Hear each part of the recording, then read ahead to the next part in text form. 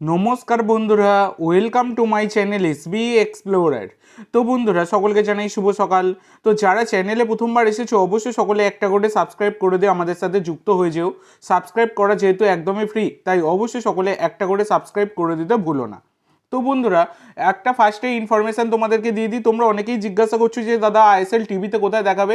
তো দেখো, আইএসএল আর কি টিভিতে কোথায় দেখানো হবে এখনও অবধি কিন্তু অফিসিয়াল কোনো অ্যানাউন্সমেন্ট আসেনি। শোনা গিয়েছিল ফ্যান কোড তারা দুখানা আর কি টিভির চ্যানেলের সাথে কথাবার্তা চালাচ্ছে যাতে আইএসএল টিভিতে দেখানো যায়। সেই ব্যাপারে কিন্তু এখনও কোনো কনফার্মেশন আসেনি। এই শনিবার থেকেই আইএসএল শুরু। তো দেখা যাক, কনফার্মেশন এসে গেলে আমি তোমাদের সাথে শেয়ার করে দেবো, কিন্তু বিষয়বস্তু আমি তোমাদের সাথে শেয়ার করে দেবো। তোমরা সেখানে সবটাই দেখতে পাবে মোবাইলে।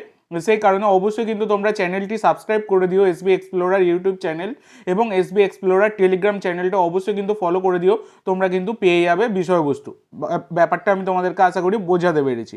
তো এবার প্রথমেই যে আপডেটটা দিয়ে শুরু করতে চলেছি সেটা একজন ভারতীয় প্লেয়ারকে নিয়ে, তরুণ ভারতীয় প্লেয়ার যার নাম হচ্ছে ড্যানিয়েল মাকামায়ম।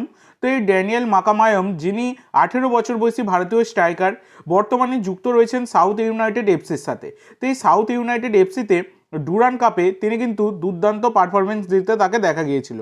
ডুরান কাপে তিনি হ্যাট্রিক অবধি করেছিলেন। তো এই ড্যানিয়েলকে দলে নিল কেরালা ব্লাস্টার এফসি।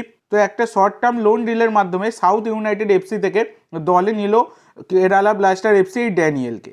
তো এর পরবর্তী যে আপডেটটা তোমাদের সাথে শেয়ার করতে চলেছি সেটা হচ্ছে ইস্ট বেঙ্গলকে নিয়ে।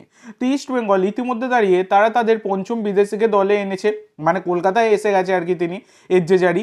এবার কিন্তু তারা তাদের ষষ্ঠ বিদেশিকে দলে নিল এবং তিনিও কিন্তু কলকাতায় চলে আসবেন। তো সেই ষষ্ঠ বিদেশির নাম হচ্ছে অ্যান্টন সোর্জবার্গ। তো অ্যান্টন সোর্জবার্গ হচ্ছেন একজন 25 বছর বয়সী ডেনমার্কের স্ট্রাইকার। মার্কেট ভ্যালু 1.4 কোটি টাকা। বর্তমানে তিনি ফ্রি এজেন্ট ছিলেন। স্ট্রাইকার ছাড়া তিনি কিন্তু সেকেন্ড স্ট্রাইকার আর অ্যাটাকিং মিডফিল্ডার পজিশনেও তিনি কিন্তু খেলতে পারেন। তো এই বিদেশি স্ট্রাইকারকে দলে চূড়ান্ত করে ফেলেছে ইস্টবেঙ্গল। সই পর্ব মিটে গেছে বলেই খবর এবং তিনি ভিসারও অ্যাপ্লাই করে দিয়েছেন। তো আইএসএল এর প্রথম ম্যাচের আগেই সম্ভাবনা প্রবল রয়েছে এই অ্যান্টন তিনি কিন্তু কলকাতায় চলে আসবেন, এইরকম কিন্তু যথেষ্টই সম্ভাবনা রয়েছে। তো এর পরবর্তী যে আপডেটটা তোমাদের সাথে শেয়ার করতে চলেছি সেটা হচ্ছে মোহনবাগানের প্রাক্তন ভারতীয় প্লেয়ার ভিয়ান ভিনয় মুরগতকে নিয়ে। তো 22 বছর বয়সী এই স্ট্রাইকার ভিয়ানকে তোমরা সকলেই চেনো।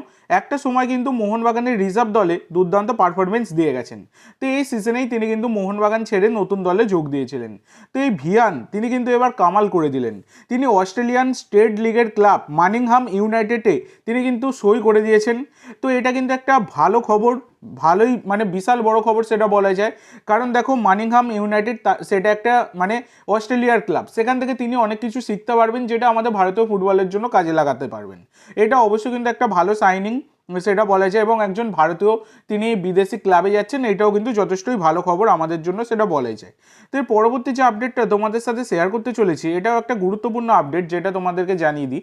সেটা হচ্ছে অময় রানাওয়াডে। ইতিমধ্যে তিনি মোহনবাগানে সই করেছেন এবং শুধু সই নয়, তিনি কিন্তু কলকাতায় এসেও গেছেন।